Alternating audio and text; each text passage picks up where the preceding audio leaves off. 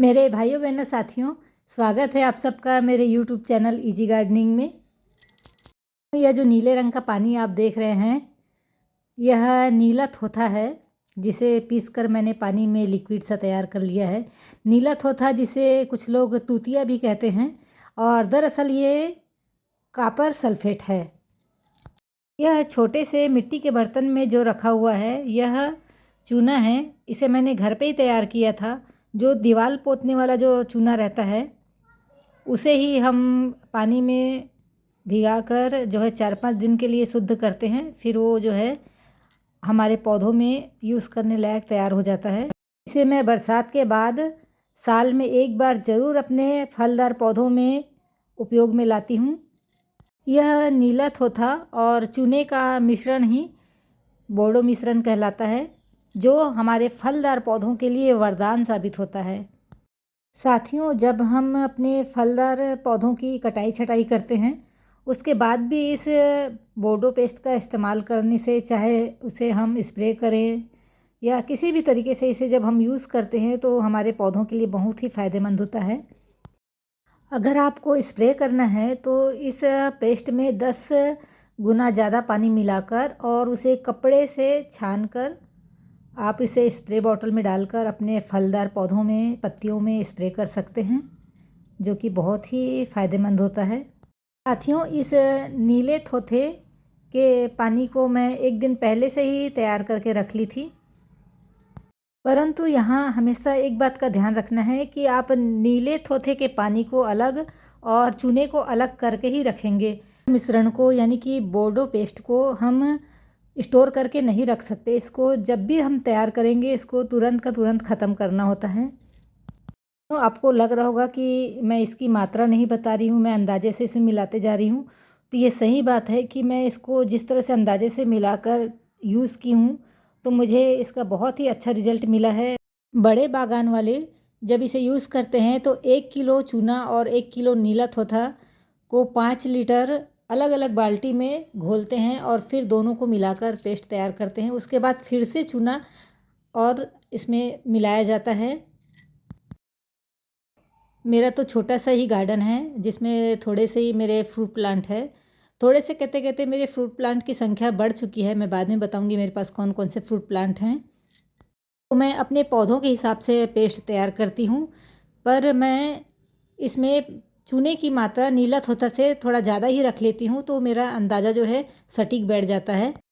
Friends, जब भी आप नर्सरी से फ्रूट प्लांट खरीदें तो इस तरह से पत्ते ध्यान से देखकर खरीदें। इस तरह से दाग धब्बेदार पत्ते नहीं होने चाहिए, यह एक बीमारी है।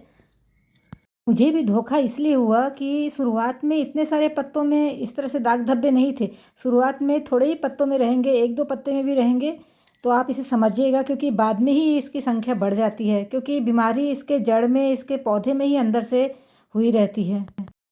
इसी तरह से मुझे, जब मैंने लेमन प्लांट खरीदा था, तो उसमें भी कैंकर रोग लगा हुआ मिला था, जिसको मैंने इसी बोडो पेस्ट से ही ठीक किया था।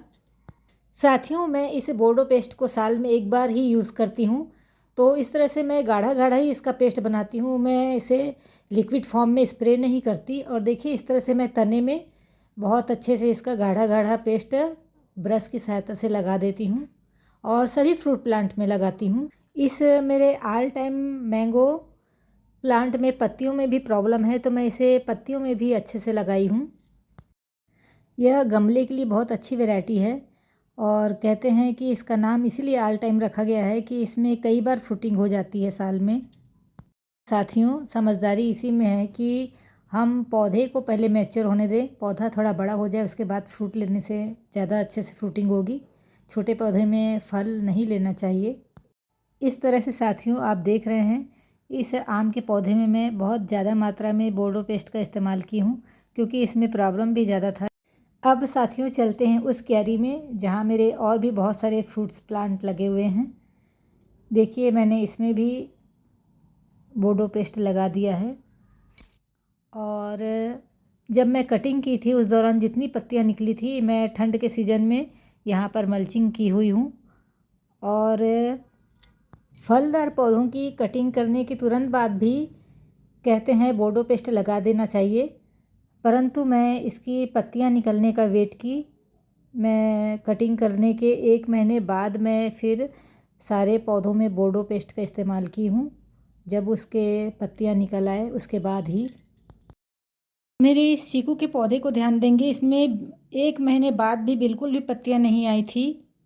और देखिए प्रमाण सहित मैं दिखा रही हूँ, इसमें बोर्डो पेस्ट लगाने के बाद ही पत्तियाँ आई हैं।